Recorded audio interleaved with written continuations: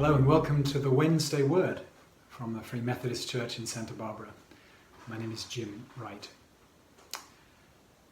The lectionary, in other words, the set readings for the church around the world, this Sunday was from Matthew chapter 14, the very familiar story of how Jesus fed 5,000 men and also women and children.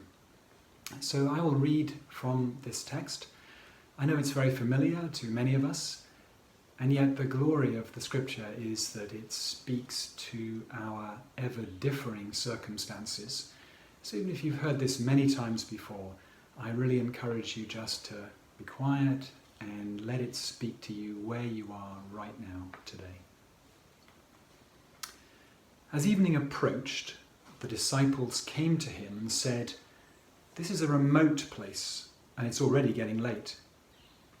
Send the crowds away so they can go to the villages and buy themselves some food." Jesus replied, "They do not need to go away. You give them something to eat." "We have here only 5 loaves of bread and 2 fish," they answered. "Bring them here to me," he said. And he told the people to sit down on the grass. Taking the 5 loaves and the 2 fish, and looking up to heaven, he gave thanks and broke the bread. Then he gave the bread to the disciples, and the disciples gave the bread to the people. They all ate and were satisfied, and the disciples picked up 12 basketfuls of broken pieces that were left over. The number of those who ate was about 5,000 men, besides women and children. My first pastor told me that a text out of context is a pretext, and so very briefly the context of this passage is that Jesus' cousin John has just died, which would have almost certainly been a very powerful and disturbing experience for Jesus. And so Jesus wants to withdraw in order to mourn and to reflect, but the crowds follow him. He then gives the disciples a leadership class.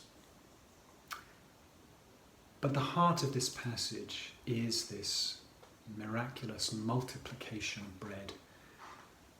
And it seems to me that the text operates on at least 4 levels. First, it operates Christologically.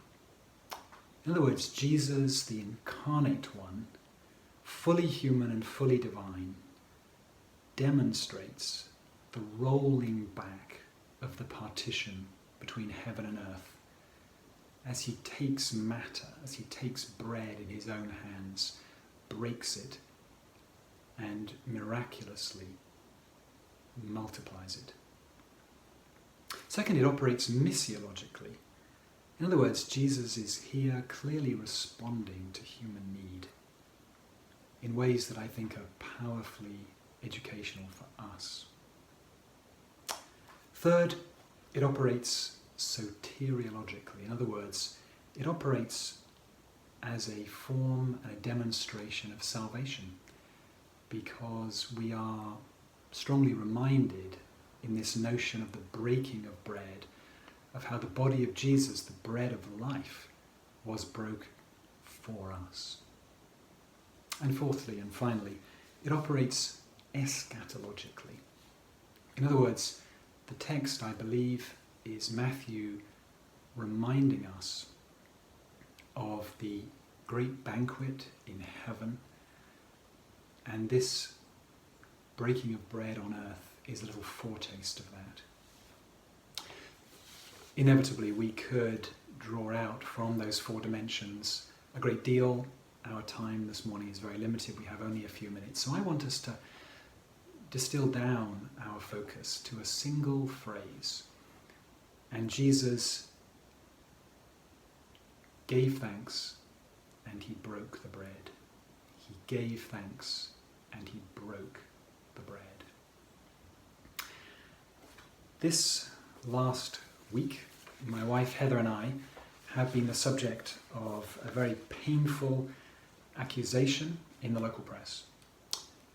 Now, this is not the time or the place to speak about the substance of that accusation or to defend ourselves, although I must admit that is powerfully tempting. Rather, this is my chance to understand how I too can be broken down and broken open. Saint Therese of Lisieux, the great French saint, speaks about the little deaths that we are called upon to experience and to suffer through our lives. These little ego deaths, all of them painful, all of them a subject of sorrow and mourning, and yet if we let them be, powerfully redemptive. The 21st century saint, Richard Rohr, has spoken about the two halves of life and how critically important it is that we move spiritually and psychologically and in our discipleship and following of Jesus into that second half of life where we're no longer so concerned about our own egos and about demonstrating and proving ourselves in the world, and we can actually allow ourselves to be emptied in order to be filled by Jesus and his Spirit. That is very challenging work. It cannot be rushed. But Rohr points out that failures of one sort or another in relationship, in work, in life generally, are almost always fruitful in helping us make that journey from the first to the second half of life. And I believe that Jesus here himself, speaking about how unless a grain of wheat falls into the ground and dies, it can never bring forth life and growth. Yes, Jesus gave thanks and he broke the bread. And finally, I'm reminded of the great Jewish prophet Leonard Cohen and his lines where he says, "Ring the bell that still can ring. Forget your perfect offering. There is a crack in everything. That's how the light gets in." Jesus gave thanks and he broke the bread. This has been Wednesday Word with the Free Methodist Church of Santa Barbara. We hope that you will join us for worship this Sunday. Our home church video will be posted at 8 o'clock a.m. on our YouTube channel.